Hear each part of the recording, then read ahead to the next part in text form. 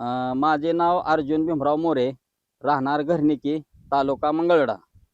मी आता याची 5G सायकॉन auto mobile 2 वर्ष झालं वापरत आहे. आपलं इथून पाईपलाईन एक 6000 फुटावर आहे.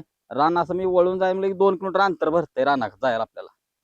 मग तिथनं इथं यायचं जायचा खर्च तेल तेल जातंय.